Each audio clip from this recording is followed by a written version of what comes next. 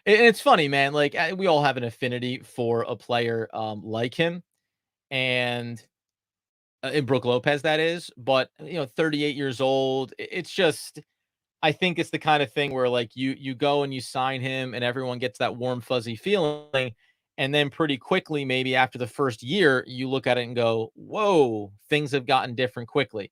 Byron, excuse me. I'll note you down here, buddy. I got to tell you. I really hope that you are not correct with the 4-year 120 prediction. That would be painful. Um, so going back into this conversation around other guys, other names that were out there, potentially that the Brooklyn Nets could take a look at on the new TPE, excuse me, being at 19.9. Some of these things remain similar. It just gives the Nets a little bit more flexibility. So when we look at that backcourt room again, remember, I didn't talk about D'Angelo Russell wasn't interested. I mentioned Trey Jones. Someone brought up in this morning's episode how potentially if Ben Simmons was back on the court at some point, Trey Jones actually would function pretty well with him. He's listed closer to 21 than 20 right now on the projections. And I think with the cap room that San Antonio has, probably likely he returns. But we did discuss him. After that, listen, having the MLE available, the full non-tax MLE, could you look at a player like Schroeder if you wanted to bridge the gap? He showed up in the playoffs, right? He played respectable defense and certainly has some big shot ability in him. That changes a little bit in that regard. Other players that we weren't talking about, like Dennis Smith Jr., certainly didn't matter. I had mentioned Aaron Holiday, and that's more the low-end MLE area anyway. The other guy would obviously be Kobe White in this scenario. Just if you wanted to get there and you felt like there was some risk of a match or some risk of another team coming in with an offer, you could certainly go that way. The other one too, I'll just throw out here real quick, that I would keep my eyes on just for the fun of it, is once you know that Kyrie Irving,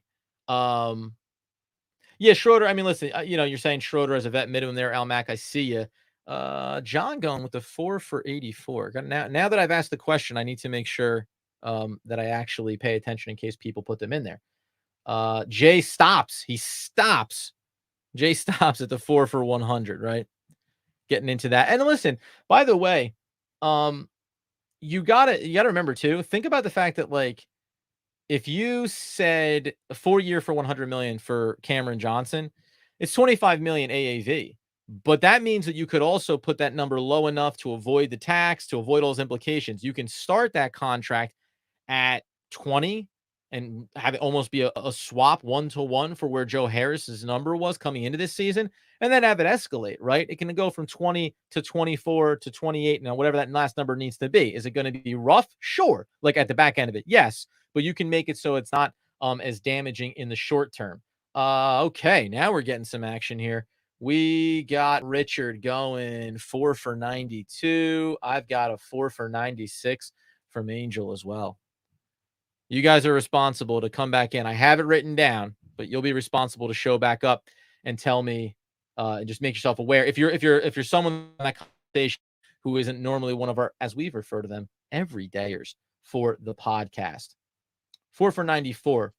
Would 4 for 94 be acceptable for both sides? That's coming in from Mark. I'll put you down for it, Mark. I'm going to call you 4 for 94. Oh, I think did John go for that? Maybe John already got that one jotted down. Oh, 4 for 84. That's right. Wow. 4 for 94. So we're going to go ahead and put Mark down for that. Would that be acceptable for both sides? I don't know.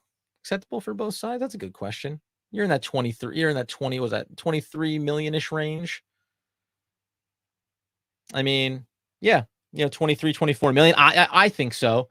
And see, my idea about this, sorry, there's no reason as Dave's going to come in here with 4 for 90. I just gotta, I gotta highlight Jay here. Yeah. Christian Wood, one of the few players that can play with Claxton and get them size. Yeah. He's a guy that makes a lot of sense, right? In the short term, and the age is there, the role is there, and after him, there's not really going to be a guy that fits that same type of mold as a lot of other guys out there on the market. Price points will be different, but also you're going to be able to look at that and say, you know, you want more functionality. So maybe you go get a couple of guys here. Gosh, these now, well, Byron, you can't switch it up now. 4 for 110. You just lowered it. How dare you? And again, this is another one to highlight here. A team hijacking the price for Cameron Johnson, like they did with Tyler Johnson when we had the cap space. Yeah, I mean, there are still going to be teams that could do it. And it's a tricky spot to be in if you're Brooklyn, right? Because the message that they've sent time and time again has been, yeah, we want him back here. We want him to be here. All the indications around the NBA are, yeah, they're going to match any offer that comes in. Okay, so does someone try to poison pill them? And if you do the Brooklyn Nets turn around and still go with that and say, yeah, 26, 27, 28 million a year, we're still doing it? Or do they go, oh, we meant up to 25 million. We were going to do it, but not going beyond that. Adrian Wojnarowski just a couple minutes ago here. New NBA salary cap numbers for 2023 per sources will be salary cap of 136, tax level of 165, 172 first apron, second apron 127. The non-taxpayer mid-level exemption is 12.4. The salary, tax, and cap levels will rise by 10%. Okay, so let's reiterate. 136 million. The Brooklyn Nets currently sit there. They were at 145. They're now down to about 125. And then they're going to pay Cameron Johnson, presumably coming up here. So if that's the case, 20, you're going to get right back over top of it. And then the Nets are going to have to make other moves, which is why, again, maybe unlike in years past, as we are officially at the 6 o'clock hour, my friends, unlike years past, there have been reasons why the Brooklyn Nets wouldn't use the TPEs or the MLEs. But if the Brooklyn Nets, as Joshua drops in a 4 for 97, I like that. You know, it's going a little bit off there, odd numbers. I like when you do that.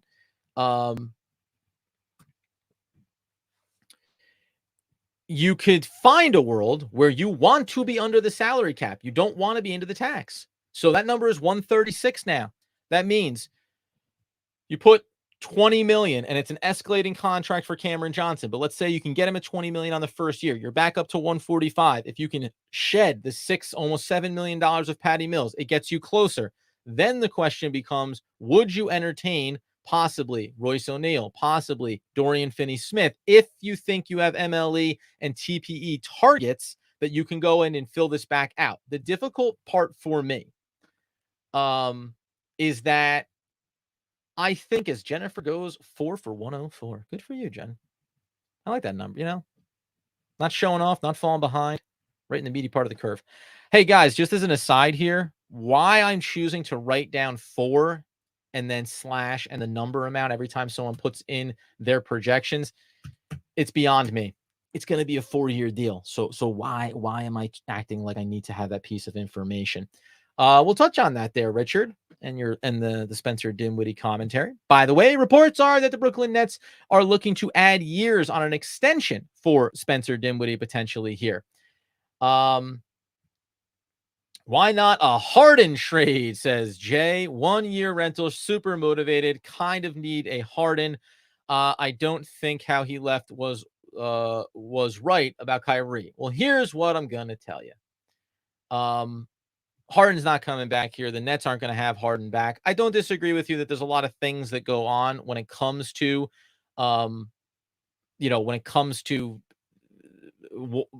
liking a player, but motivation for James Harden, man, that's a week-to-week kind of event there, man. So I can't go down that road. So I'll come up here in the chat, also getting reported by Mark Spears. Free agent Draymond Green has agreed to a 4-year, $100 million extension with a player option in the final season to re-sign with the Golden State Warriors on the first day of free agency. Green, Steph Curry, and Klay Thompson stay together. Good for them. Good for them. So there you go. Benchmark set. Draymond Green, older. Draymond Green doesn't want to go anywhere. Still wants to be respected. So I think that's not a bad one there. Is anyone clamoring for Terry Rozier like I am? I'm not. I don't know about anybody else, and I'm not knocking you. I'm not knocking you for thinking it. You gotta. By the way, when it comes to just having a thought and looking at a player and thinking that there's a real possibility there, go with your gut, man. You like somebody, you think they can have a value, certainly. Now back on the Spencer Dinwiddie piece. Not only is there rumors about possible extension there.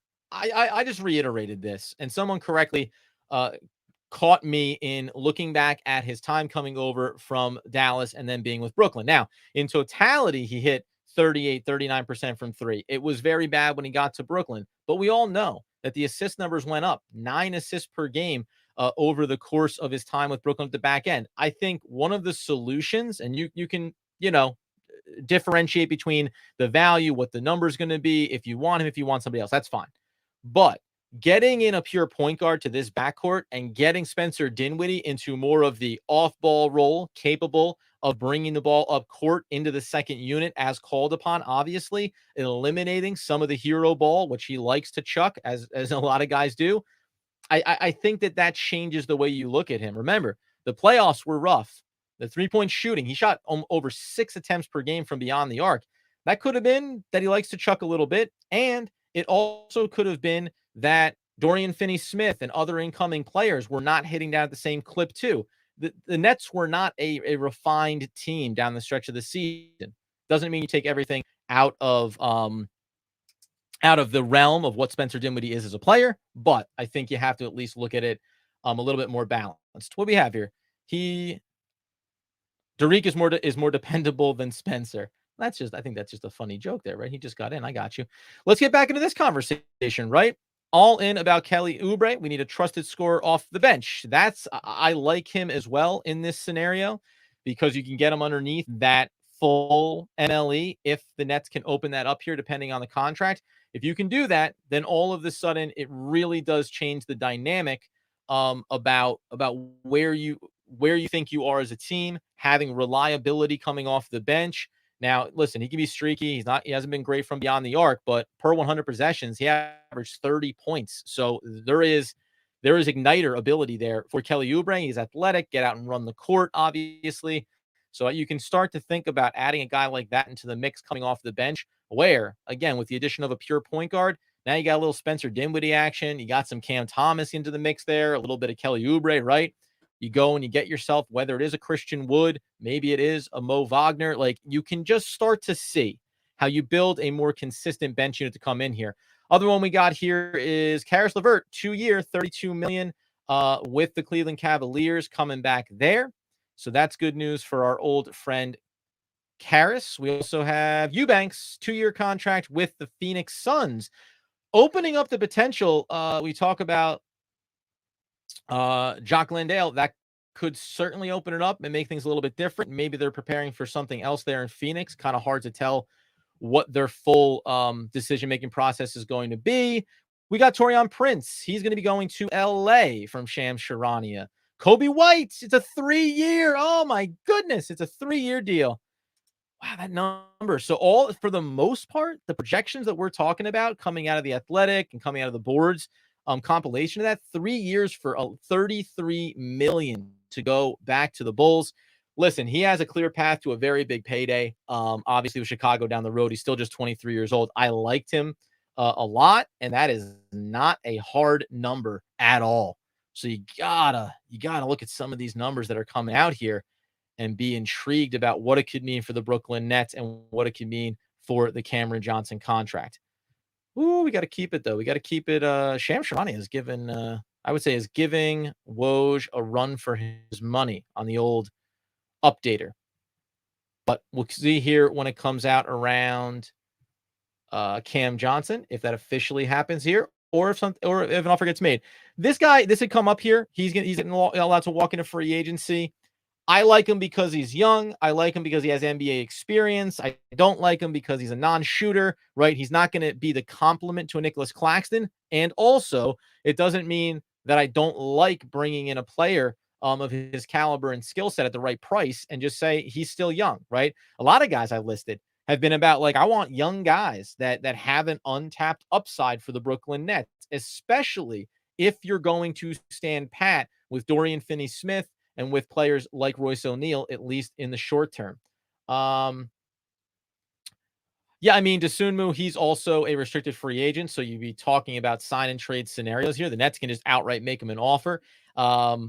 So that would be for them to decide if they wanted to just go that route and use an MLE maybe to pull him away from there. Again, depending on what the number looks like. If you base it on what Kobe White went back to Chicago for and what could be ahead there, the number should be pretty low for Dosunmu. So you'd have to take a look at that.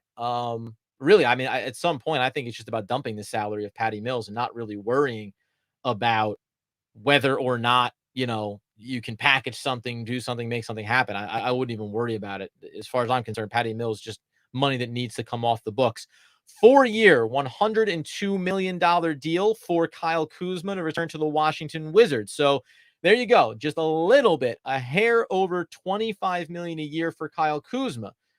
That's, we're getting into the neighborhood of where Cameron Johnson lives, and certainly being able to say there's a possibility here of having a sense of what's coming when you think about his contract. You can make the case that Kyle Kuzma, been a more significant starter.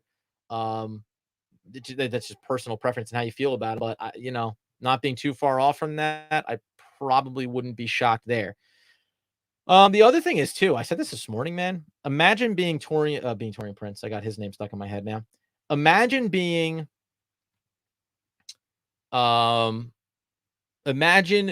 Cameron Johnson, who was offered a $78 million extension by the Phoenix Suns, and then gets sent out in the trade, right? And now could be walking into 20, 25 more potentially. It's time to give Raekwon Gray a standard contract. Yeah, I don't. That's an interesting one. We'll tap into some of that, Claude, going into next week, looking at this roster. I mean, time to give him a standard contract. He hasn't been around that long. They just let David Duke Jr., walk away. You have guys in the G League. You try to develop them, and you see where you go from there. I've heard some other rumblings about Raekwon Gray and just what the team wants to accomplish with him as far as a player type. I mean, the hard part for me is if I remember correctly, and I'll pull his stats up here in the background while we have a minute in between different announcements coming out. It's hard for me to look at that. Like, it's hard for me to look at Raekwon Gray right now and think anything other than a player that's developing in the background. Like, I just don't, Lewis, we talked about Mo Bamba. He could be. It wouldn't be my first, second, or probably third option. I just think that there's better options that the Nets should look at. Bruce Brown. I mean, listen, you could if you want to, man. His name is certainly out there, and we've seen the projections on where the contract could go. The funny thing is too, it's like in the world where the immediacy of the Cameron Johnson contract, which by the way, to this point so far, we have not heard, right? All these other ones coming out. Actually interesting here. So Woj coming in with a competing number. Shams reported it 33 million for Kobe White. Woj has it officially from his agents, 40 million on a 3-year deal. So that number feels a little bit more in line with what we were talking about, right? You're living in the north of 13 million per season here for Kobe White. So the Nets, if we're just talking about what they have at their disposal right now in this moment, right? Big TPEs, you're not going to use them on a smaller contract like that. It's just above what could be the full non-tax MLE, but you'll need to wait there. Yeah. Yeah, and there it is. So you're asking if he was available. He is now officially on what we're talking about by Woj. We're looking at 3 for 40 million for him to return there. So some interesting numbers coming out across the board here, just when we think about where some projections were versus where they're going. I mentioned Bates Diop earlier. 2-year deal, $5 million with the Phoenix Suns. So there you go. The Phoenix Suns are nibbling around the fringes here. They bring in Eubanks. Now they're bringing in Bates Diop on a very, very low 2-year, $5 million contract. So this is what this team needs to do. And it includes apparently a player option as well, with a chance to earn the starting forward spot. So no money at all. But if you're Bates Diop, this is a chance for you to elevate your profile over 1 or 2 years and then get yourself maybe a bigger payday down the line. Yeah, and listen, by the way, I see John coming in there with his thoughts on Oubre. He's not a perfect prospect. By the way, it's why the number is a little bit lower, right? That's why that you can go get a guy like that maybe if he was a little bit more refined, you'd be talking a little higher. His number may come lower. If we're talking about these projections right now, it could certainly come a little bit lower here than where it sat off of the Athletic and Boards projections around 11 million. But more of an under the radar kind of guy that you may just not see any big offers come through. And at that point, he is the kind of guy to me that the Nets capitalize on, unlike, say, more veteran players that are looking to catch on with a championship caliber team for an MLE for a lower figure. Oubre could look at the Brooklyn Nets and say, well, this is a chance where I get to really increase my market value. And maybe it ends up being a shorter deal than previously thought.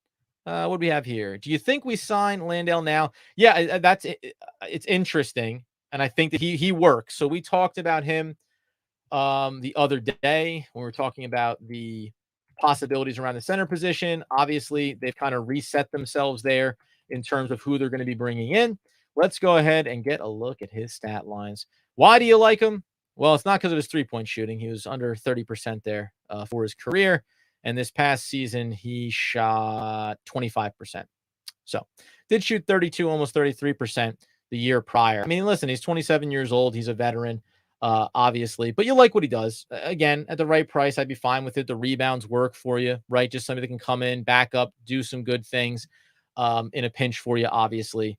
And the 6'11 frame, 250 plus. You like having that kind of size potentially. But again, these guys, like, I'll be honest with you, man. You have to look right. I don't want to, there's a lot of guys like this, right? So it's not to put down anyone, because this is how it happens for me too. You find a guy you like and you start to look at him and say, this is the guy the Nets should go get. This is what they need to do, right? And then you turn around a couple of weeks, couple of months later. I'll watch, peek behind the curtain here. I just had this happen to me around Kessler Edwards. Like, I saw Kessler Edwards and they picked it up and it was 2.5 or 2.9 million. It was low cost, right? So the low cost is really what irked me so much, just because you could have had him and he could have been here. And then you go and you look at the numbers and it's not great. And he was a second round pick and it's all developmental, but you get your head caught on a player like that and you can't get off of them. It happens with free agents as well. Would bringing back TJ Warren be something Brooklyn could consider? No. He was brought in to be in support of the superstars. Doesn't fit from a number of different, I think, in my opinion, I don't think it really fits where the Nets are at right now. Free agent guard Damian Lee has agreed to a 1-year deal to stay in Phoenix. So there you go. Phoenix is doing all that heavy lifting around back end guys on their roster as we wait. Not surprisingly, with bated breath, the Brooklyn Nets, they couldn't do this early for us when it comes to Cameron Johnson. We'll stay in here and we'll sweat. Do you think the Nets move DFS for a pick now if someone misses out in free agency? Depends. It depends on what they do, right? Because let's live in reality here. Let's go take a look at the Brooklyn Nets roster. If you feel like a team missed out and the Nets can go get maybe what is considered a low value first round pick next year, because it's supposed to be, at least in this moment, a weaker draft class, where exactly are the Nets from a starting rotation standpoint, right? So I hesitate around jettisoning a valuable contract in terms of being team friendly around a veteran who's obviously been a starter in the league. Not saying he's the perfect starter, but he is a starter. Right now, if you went and looked at the Brooklyn Nets, Dorian Finney-Smith, I mean, listen, Noah Clowney was drafted. We're going to see how he works. Looks like all indications are he's going to get some opportunities at the 5 in Summer League down in Vegas, which I'm tentatively going to be attending to try to get a look at some of the young guys. Won't be Derek Whitehead recovering from his foot injury, but can get a look at Noah Clowney. So we're trying to work on that in the background. But who's playing? Like, I get it. Like, moving the contract is good and getting value in a future draft pick is good. And then you can pivot to using the TPEs or the MLEs. And I understand that. But in this moment, if you said they re-sign Cameron Johnson, another team misses out in free agency and they come calling for DFS, I got to have a clear path forward here. And there are names, right? Like, there are names that you can look at. But unless I know that the guy is coming in, it's going to be really hard for me to say you just move off of DFS.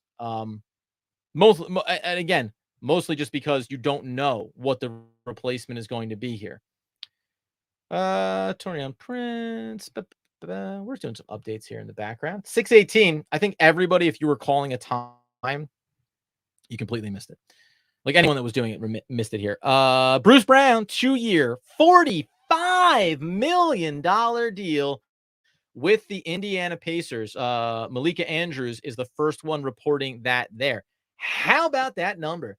2 years, $45 million. Man, what a short-term big cash grab for Bruce. Going to be north of $20 million per season there, $22.5 million if we're splitting it down the middle. And then he'll get to go right back to the market again one more time. That is just excellent, man, for Bruce Brown. So, by the way, if we're just looking at this through the prism of where these projections were, you got some contracts that are coming in well low, and you've got others that are skyrocketing past it here. Now, again, the 2-year deal for the Pacers, that's what I think escalates this money here, right? In a big way for Bruce Brown. Good for him, man. Played for next to nothing, won a championship. And now he's going to get, and just, what is he? Bruce Brown, what's he playing at? He's 26. He's basically 27. He'll get back to the market when he's about to turn 30. And now, listen, he's undersized and, he plays a certain style of game. But, boy, if he can continue to work his game, continue to have that perimeter shot be something that you can go to the well on a handful of times, oh, man. He'll be able to go back there and look like a slightly different player at 30 and probably get another cash grab. He had 36% this past season playing for Denver. The year prior, obviously with Brooklyn, hit 40% on a low percentage. But even when he can increase it, still 30% is more than respectable. My goodness, guy grabbed 4 rebounds a game, 3.5 assists per game. Love that contract for him. Congratulations. Yeah, this one's rough. I'm gonna pop it down there. You didn't use bad language, but we're not here to name call Al. We've talked about this at length on the podcast, right? Remember the world where you could have just had Bruce Brown in house for the 2 years, even in the worst case scenario, that he was going to move on, or the team was going to look different, or that you still made all the trades and everything else. Just on balance, I think we all would have liked to have had Bruce Brown sitting here. And by the way, would have been the same construct, probably, right? Player option, and would have opted out, would have gone to market, probably wouldn't have been as robust as opposed to going to Denver and really becoming a key piece to their championship run there through the playoffs. So things would have looked a little bit different, but there's no way around it, man. Opportunity knocked. And in that instance, the Brooklyn Nets in the front office chose very poorly. And listen, it happens. And it's not defensive of them. It's just the reality. Do we have anything else coming through here? Nothing just yet. Man, I can't believe it. What a absolutely thriller for Bruce Brown. And I could not be any more elated for Bruce Brown. God, that's fantastic. Sorry, I'm just taking a bit of a pause.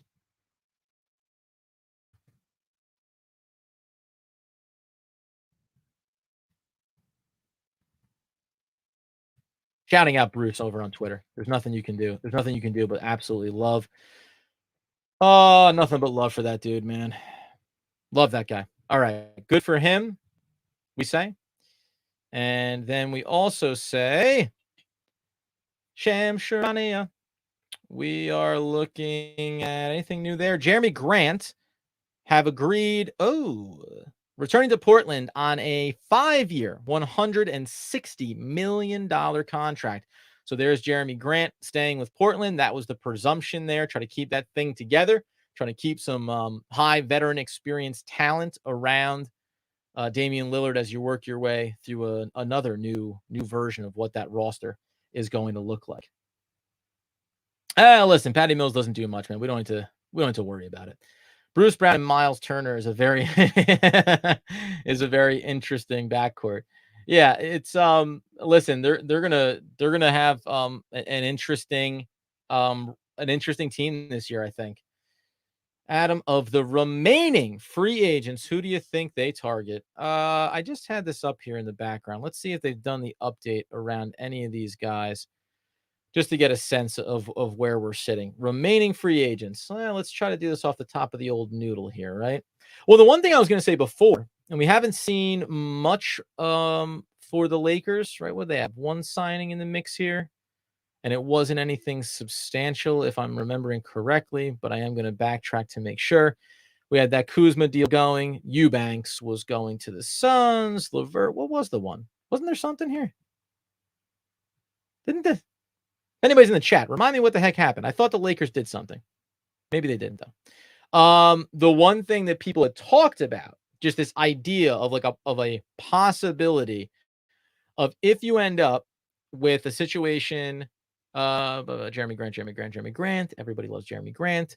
If you ended up with a situation where Kyrie Irving making the rounds, picking his spots, if the LA Lakers becomes a viable option, there was this discussion around they would, renounce and move away from Austin Reeves and then go in that direction. Would I get into a conversation about Austin Reeves? Yeah, I would. I don't know where that number would be, right? But if they end up pivoting because there is a way to get to the Kyrie Irving, LeBron James reunion, and it doesn't afford them the ability to retain Austin Reeves, I would certainly pivot in that direction. But if we're just scrolling down through some of the other names here, Gary Trent Jr., that's an interesting one that we didn't really talk about when we were leading up to it. Depending on what unfolds there with Toronto, I think his number maybe gets a bit high. The player option was 18.6, so he's probably looking for a bigger payday, probably gets away from the Brooklyn Nets range, certainly. We know Kobe White is gone. Dante DiVincenzo, I mentioned him at a glance. I didn't spend too much time really focusing in on him. I don't think that his price point is going to be too high, but he would be, I think, like an interesting, let's call it like kind of a safety valve, a guy that has some experience. Tony Brown has agreed with a deal with the Minnesota Timberwolves. So here's another Troy Brown, excuse me, Tony Brown. Troy Brown has agreed to a deal with the Minnesota Timberwolves. That's reporting coming in from Calvin Andrews of Clutch Sports. Very curious to see what the numbers were on his contract. So just on Dante DiVincenzo, why you'd like it. You're talking about a guy that is going to be an off-ball guard, 6'4". The numbers as far as how he shoots, you like the three-point percentages here, right? Career 36%, shot 39, almost 40% this past year, 72 games, 36 started for the Golden State Warriors. Now, again, some of that's going to be a byproduct of the guys that you're on the court with, right? But he has been pretty good from the outside. Where that number ends up coming in at, listed as being in the 16 million range, but I think that if I'm not mistaken, Hollinger, I want to take a look here. With the paucity of teams with cap space and crowded shooting guard market, it's possible that he gets squeezed. So this was what I thought was interesting. He was saying mid-level exception, which would be around 4 years and 52 million, which gets you kind of into that Kobe White-ish kind of range. So he was 3 for 42, or 3 for 40, excuse me. I wonder if the market and where other money goes, maybe he ends up being somebody that has to take a little bit more of a prove it deal and makes him, an intriguing option. We know LeVert is off the books there. So I'm just hitting through right now. Josh Okogie, I think he's still a name out there on the board right now. I wouldn't mind taking a look at him. Let's just have get a little conversation about where Okogie's been these last couple years. Listen, just 24 years old. And by the way, listen, he was only there he was only there for one season, so you can't really talk about a lot of overlap and familiarity with Bridges and Johnson. But once again, the shooting is not good, though he did improve from deep this past year. First year he ever shot over. And I mean, really, the sample size on these are so small. He took 2.7 this past season. So he kicked up the volume, knocked down 33%. Probably not good enough for me to think about him anything more, which I'm not thinking about anything. Like right now, they had him projected as 9.3 by board's evaluation. I think that number feels high to me. So that would be interesting just to keep a watch on. Let's see. Hey, listen, man, you want a name? You want a name that I assume is just going back, but I don't know, man. Like you assume that Pat Bev is staying in Chicago. He's 34 years old. Like it's not like what I would want to do, but In terms of putting a guy on the court that like everybody else is annoyed by, but you constantly are applauding because he's annoying everybody. I like that. They didn't get anything back. Just to clarify, what did the Nets get back in return for Joe Harris? They got a $19.9 million taxpayer exception. That's what they got back in return. They sent 2 future second-round picks, I think 27 and 29, the ones they got from Phoenix in the Kevin Durant deal that passed Jay Crowder through to the Milwaukee Bucks. So they just got rid of the cap and they got an exception as well. I'm personally not interested in George Niang. He shoots threes. That's nice, but he's a liability in a lot of other areas. I again, you can tell me there's a price where it makes sense. But I don't necessarily, that's not something that's going to move the needle for me personally. Oh, let's see. What else do we got? Reporting. We got Bruce Brown. Nothing new. Wanting it, needing it, waiting for it. Really just ecstatic for Bruce Brown. Hold on. We got a fresh one coming in. We've got Reggie Jackson, 2-year, $10.5 million deal with a player option in the second season to return to the Denver Nuggets. So the Nuggets lose Bruce Brown, but they retain Reggie Jackson. So there you go. Not necessarily the most exciting, but who else would I take a look at here? Let's pivot ourselves over because now we're getting down to some of the MLE kind of territories that I don't think we need to worry about. And again, by the way, Dosunmu did fall underneath that potential target, right? Again, the three-point shooting is bad. You're really banking on upside and kind of projecting forward with him, which I'm fine to do on a player like that. Let's get our conversation switched over to front court guys. We've been talking a lot about some of these different ones. Let's talk about that Dorian Finney-Smith component where you say, hey, he's sitting there playing at the 4, but we also want to have the opportunity to improve our roster, maybe get some value in an upcoming draft. I think I mentioned him. I don't know if I mentioned him when we were doing it, but I hope that the Nets just extend like a low-level offer to a Theo Maledon and get him in the building. Go back, check out my draft coverage ahead of him coming out from France. Really liked him. He's been awful. His shooting touch has a long way to go, but he leaned into the facilitating. He's got some nice length. Defense is respectable. I don't hate that. Oh, let's see. Grant Williams would still be a gentleman's name out there on the board. Can shoot the 3 ball. He's kind of in that high end, just north of the mid-level there, so it might not be obtainable. Kyle Kuzma, by the way, he was projected on a $13.5 million, but as we saw, 4-year was at 102, so that needle certainly moved a bit higher. Goes back to Washington because they have the money to spend, quite frankly. There's not a ton out here in terms of the power forward market. I mean, I'm walking through Jay Crowders and Kevin Loves of the world. Trey Lyles, I mentioned him before too. I don't know if he got brought back yet over there. 36% from beyond the arc, relatively high volume, and knocks down everything inside the arc there, almost 60%. So, and was able to be on the court in the playoffs. Big delineation here between some of these guys is looking at them and saying, hey, do they have playoff value for us? If they do, then we can start to get a little bit excited about them. By the way, with the signing, talking about another guy with the signing of Bruce Brown going to the Indiana Pacers, you look at a guy like O'Shea Brissett. I talked about him a little bit. I wouldn't hate taking a look at a player like this. Why? Because even though he's just a 34% from 3, the shooting needs some work there, but he's a solid defender. He can guard. He can switch. And if he can get the 3-point number up there, as I mentioned, John Hollinger pointed this out, I think there's something enticing there, and he's only 25 years old, so you can still kind of think about the upside of a player like that being there, and maybe the number is right depending on how things are rolling along. Reports from Rafael Barlow, host of the NBA Big Board right here on this network. Shams is cooking. What more do you need to know than Shams is cooking? By the way, I'm cooking.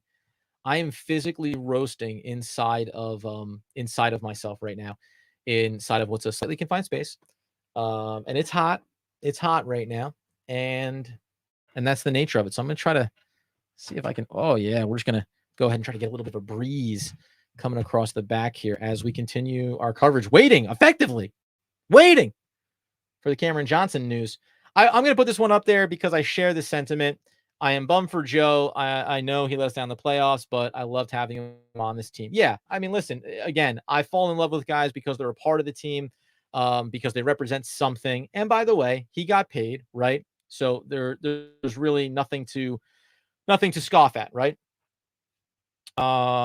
Yeah, and by the way, I've thrown this out before. Like they're talking about him veteran minimum and the connections with Phoenix. You can tell me that his value is better for on a championship level team, and then you allow other play, and then you allow the superstars to carry it, and he benefits off them. Yes, I believe that's true. That being the case, though, I still think that he has value for the Brooklyn Nets. We've also got Javon Carter. How about a 3-year, $20 million deal with the Bulls? Well, that's interesting. Maybe Dosunmu, well, now it takes me back to Pat Bev, right? So Pat Beverly, maybe not going to be a part of what goes on there. Dosunmu, the young player, maybe he's not going to be a part of it either. So they made the commitment to Kobe White. Maybe that means that there's an opening here. That's interesting. Treat myself out. Yeah, maybe I will. Got to cool off somehow here.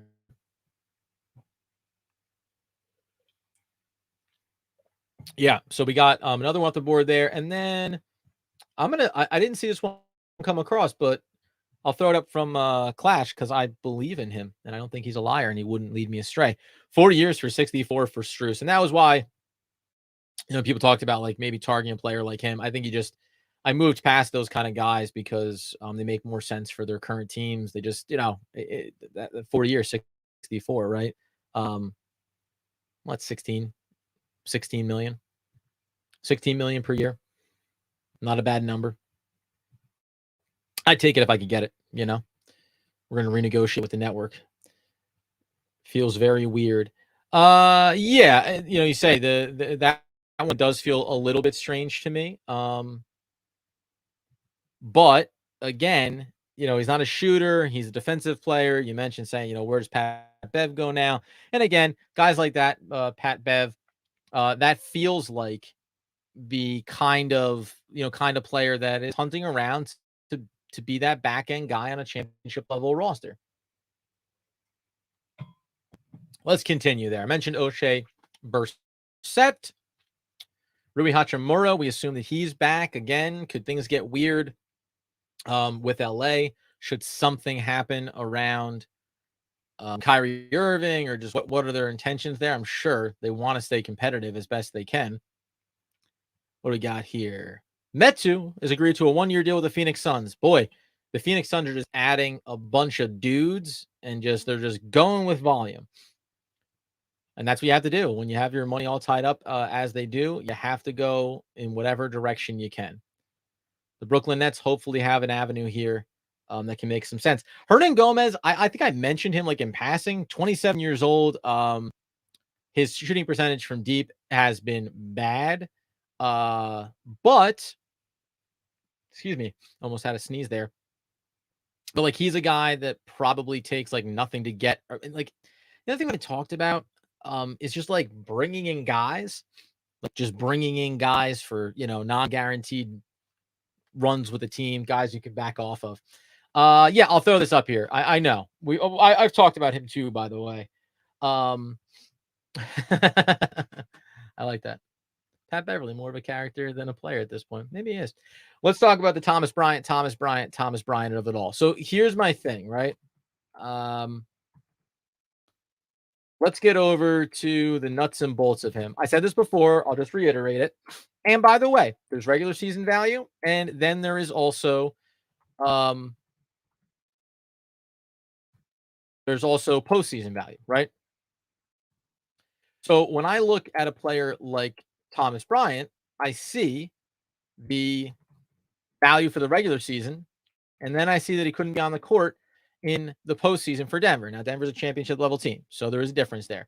By the way, his defensive rating started out at its best was when he was in LA and when he first came into the league, has gotten steadily worse, essentially. He's living around the 113, got a little bit better the last couple seasons, but 112 this past stint with the Denver Nuggets after being in LA. So, the defense is probably not as bad as you maybe would be concerned with it. I think you can live in a world where, and by the way, his offensive rating, if you want to have some fun there, his offensive rating is absolutely astronomical. 127 career, almost 128 career offensive rating. So let me just say that I mentioned him early on as being one of the guys that I would like to see the Brooklyn Nets go after, because he can do the things that you need him to do as a complement to Nicholas Claxton, right?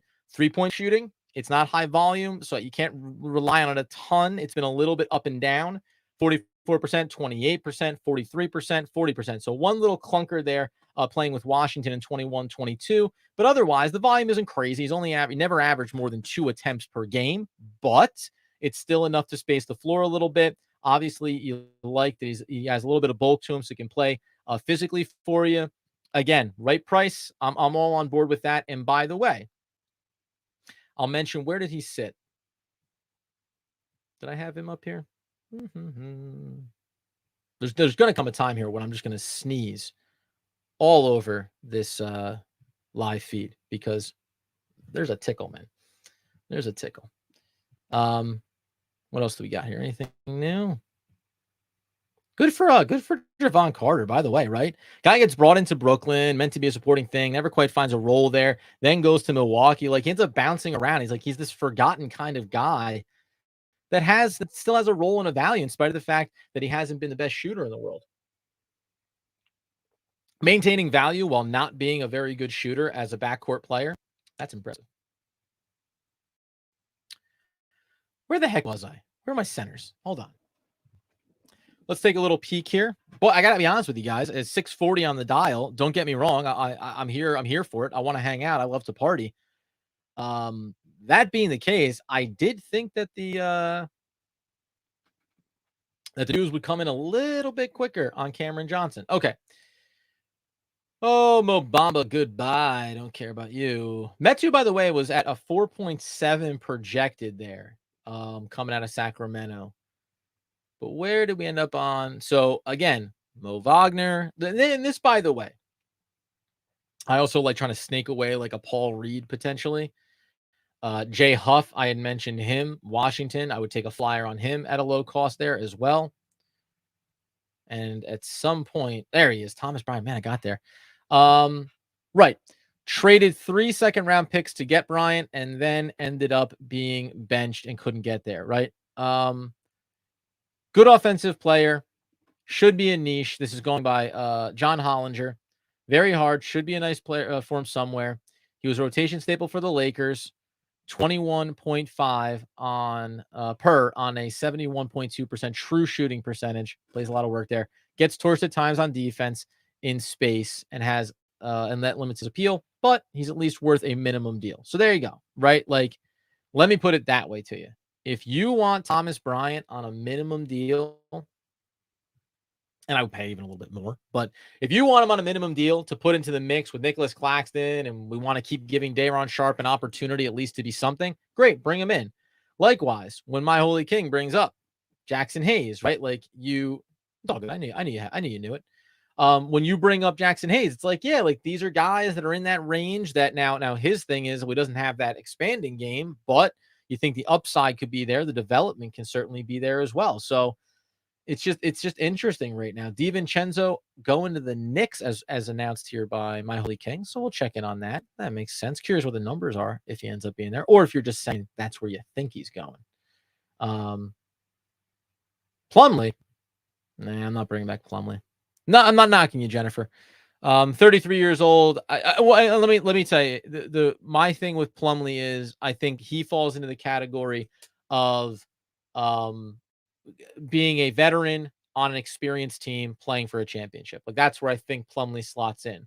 So just see, I would think that the Nets wouldn't be the first, the most appealing option for him, wherever, whatever ends up shaking out here. So we'll see how that plays out, though.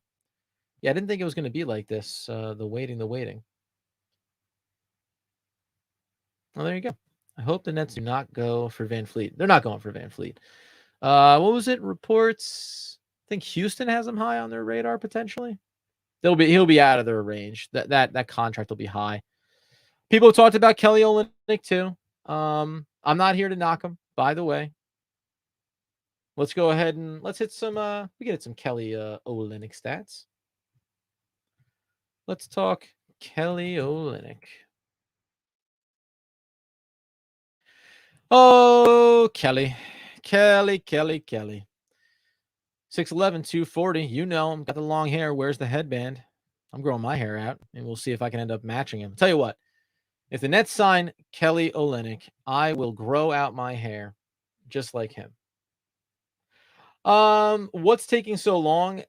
There's not a pressure. I'm seeing it behind it, right? Like, there's not a pressure to getting this done at a certain time. Like, all things being equal, if the Nets don't have these seismic other decisions that they're trying to make, they also can sit there and say, we could make a TPE move here if we want to. We have the lower MLE at 6.7. We can't use potentially the full non-tax payer MLE at 12.4 million, right? So there's some mechanics there, but there's probably the world where if you're Cameron Johnson, like hey, am I going to go to Detroit? Maybe not, but my agent was talking. They're hearing the rumblings. There was a chance that they were going to go 26, 27 million.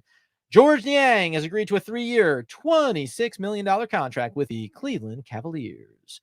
So he's coming in there at, what was that, 8.5? Well, 8.5, 8.6 million. I was not going to pay that for George Niang. So there you go.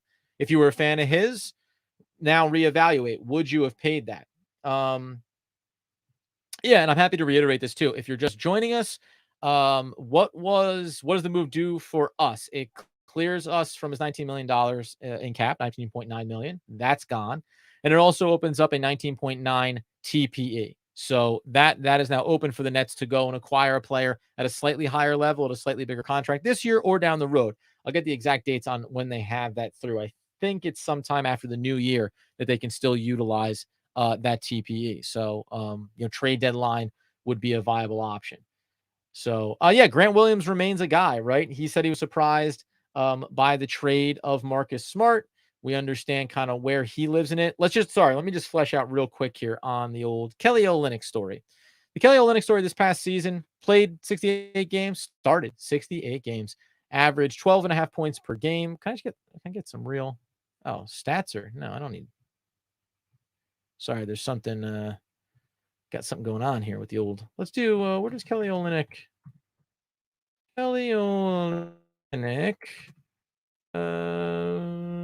defensive rating. Let's do that. I'm just curious on Kelly Olynyk. And then we'll talk some Grant Williams. 107.8 defensive rating for Kelly Olynyk. Hard to scoff at that. How the heck is that possible? That's his career. By the way, so how about this for a little nugget of information?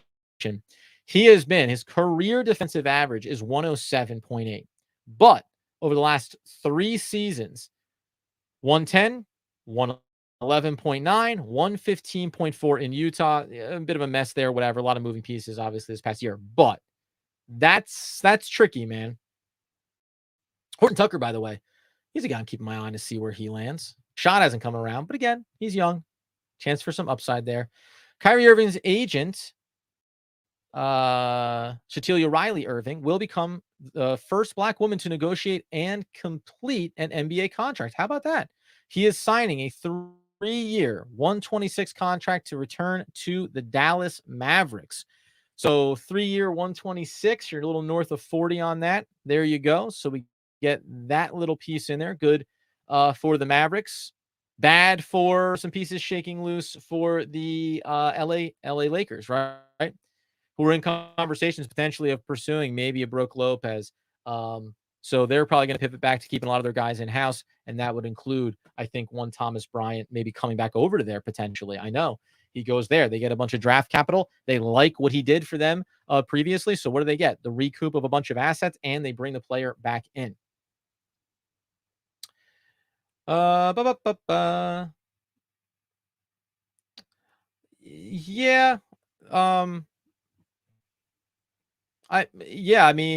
Again, you need a functional roster here. So we talked about this before. You get offers for Royce O'Neal and Dorian Finney-Smith. Now, again, there was a difference when you're talking about the draft and maybe getting assets there and wanting to move up the board and increase the caliber of player. that you were acquiring. So like you keep all those things in mind when you're having these discussions. But right now, if you move Dorian Finney-Smith and you move Royce O'Neal, you have a massive hole on your roster, two massive holes on your roster, right? You have a guy that was versatile and effectively the sixth man, first guy off the bench, and Royce O'Neal has some defensive value, has obviously value at different positions. Yeah, you want to bring back Yuta Watanabe? Sure. But is he a starting caliber player for you going into this season? Maybe, maybe not. Now, again, you can sit here and say also that you can go use the TPE, you can go use the MLE. So these things can work in tandem. But I got to hear first that the Brooklyn Nets are going out and getting something, right? Yeah, by the way, yeah. And it's about I know the defensive rating, right? 113 for Bryant would be. Is that true? Is that true? Let's do the search here. Ah, you're lying. Mikal Bridges, although his defensive rating this past season was a 114.8, his career defensive rating is 112.3. And outside of this season, he's always been kind of a 109, 110 kind of defensive rating player. Now, that's going to change a little bit as the focus gets put more onto the offensive side of his game. So, in this past season, to be fair, you would be correct. Also, crunch the numbers on Cameron Johnson here just to see where he lived. He didn't understand. Oh, well, I tried to ask for Cameron Johnson Bridges. 111.7. Haha. Now again, it was 113.6 when he came over to Brooklyn. But in general, he lives around and he had a great the first start. Now again, you're playing in a secondary role, which means you're also playing against secondary players on the opposition. 108 there, defensive rating. That's a good one there too. Yeah. Yeah, player like Yuta on the Warriors, maybe on the yeah. Again, like there's a role for him that makes all the sense in the world when you have certain players ahead of him. I still like him. I would still want him on the Brooklyn Nets, but I think he looks better. I think his value is higher somewhere else than it is necessarily in Brooklyn. All right. Let's keep crunching it, though. Sources confirm. Here we go. Three-time All-Star Chris Middleton has agreed to a new 3-year, $102 million contract to stay with the Milwaukee Bucks. There you go.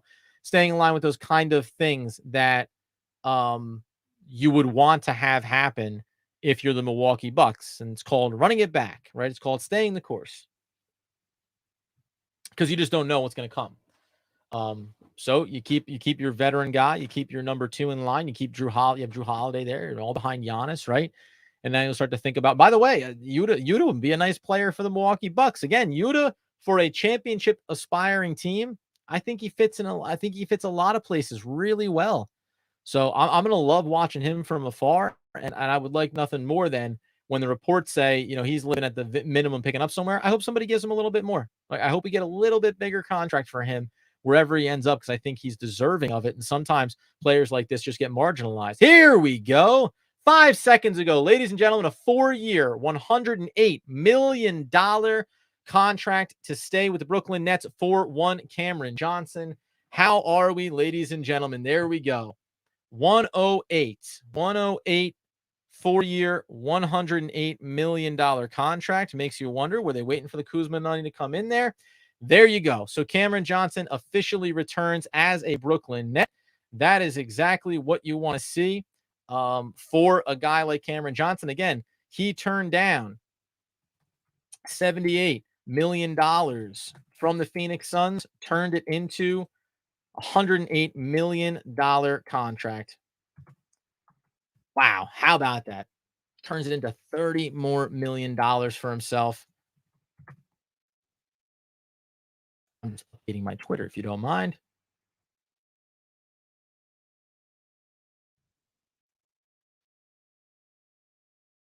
Stay in BK. Okay, I can't type and talk at the same time, guys. It's for you. You walk around chewing gum. Anyway, honestly, great. I think it's great, right? This is exactly what we want to see. I like everybody that I'm seeing in the responses here. Jennifer had it at 104, so you're not too far behind. You got everybody saying, right? Like what we're seeing. Now, Clash is going to come in, 26.5 million. Hey.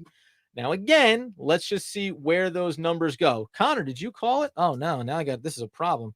I got to go back and find where I scribbled down everyone's predictions here to make sure. Yeah, now you got to let me know, man. If I find out that you actually were on this list here at 108, that means that you'll get an opportunity, as I said, to record yourself, given the Brooklyn chant, and then you will be a part of the new voice of the intro music for the Brooklyn Nets. Well, now Clash Bandicoot did say yes initially, so he was excited to start, but then things turned a little bit of a corner there as he did more of a numbers crunch. Connor, get over on Twitter, DM me if you were that official one. I'll double check. I have my scribbled notepad. If you were, DM me so we can go ahead and set that up for you. Awesome. 4 years is crazy. Yeah, I mean, listen, he's 27. He'll be 31 when it's over. Where these numbers look, how these numbers look, that will be interesting as well. But listen, the Nets have at least checked that box, right? Somewhere in the chat, I said 4 for 108. All right, go ahead and DM me, man. DM me and we'll get you squared up. I trust you. I haven't seen you in the chat a lot, but I trust you.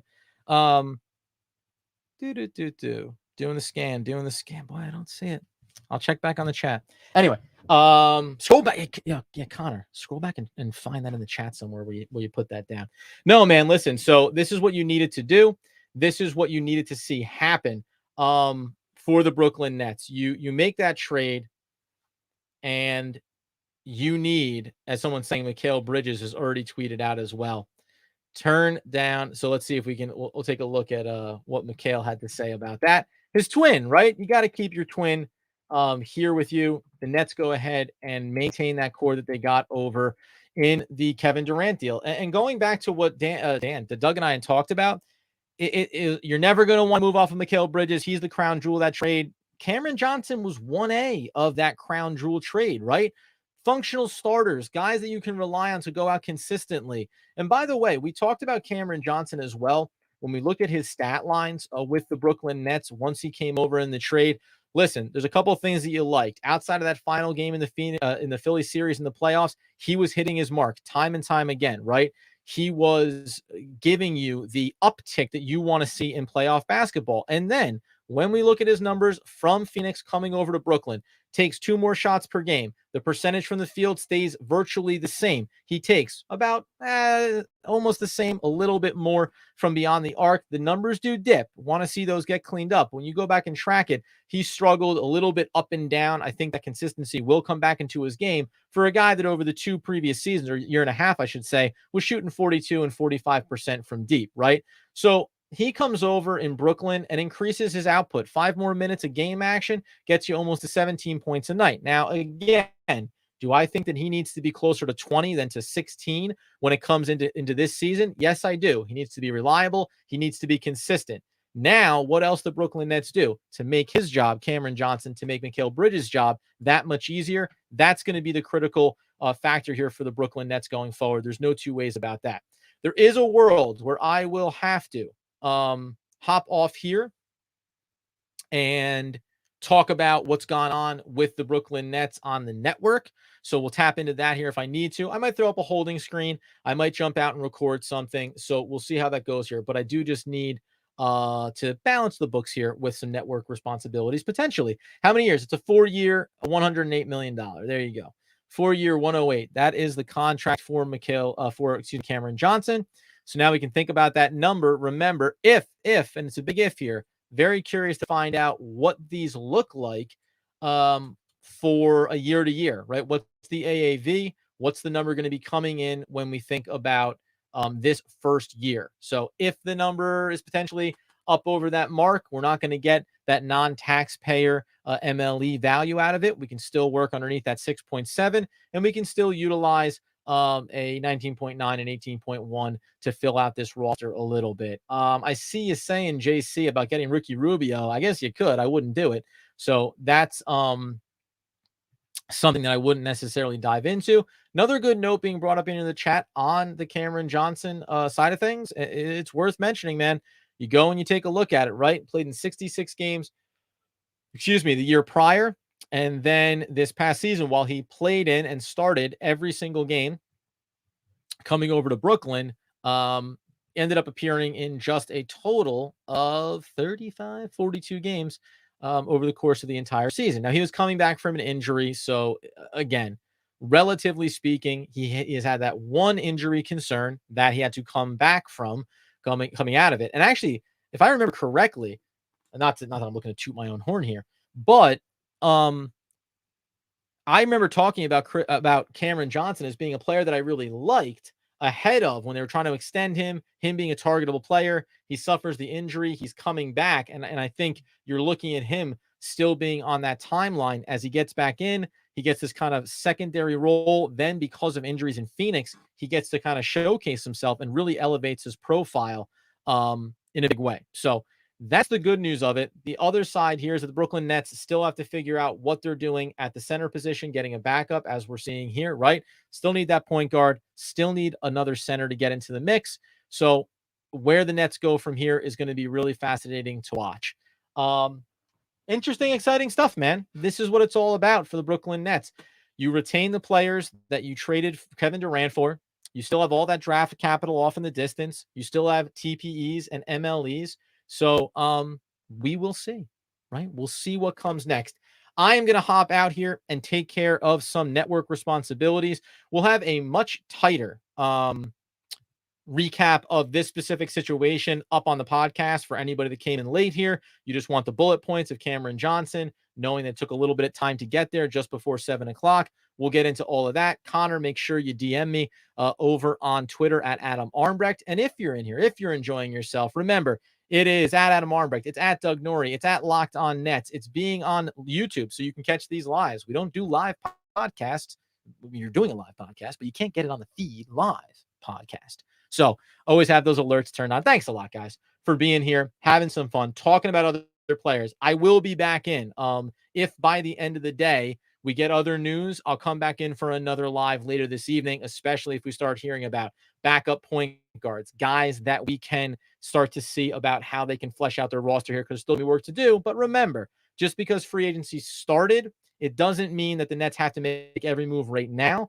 And the good thing is, the Nets, if they're dealing in some of those MLE type territories, a lot of the names I talked about, those guys aren't going here on day one. So that can see how the market fleshes out, maybe see some guys that don't have a market develop for them the way they anticipated, and the Nets can find a nice deal for themselves somewhere in here. Thank you to everybody, especially some new people. Jennifer, I've seen you in here before, but you were really active today. I love it. Maybe I do want to try to poach Al Horford from Boston. Good for you. Throw these things out there, guys. And then all the frequent flyers, the everydayers, we really appreciate you.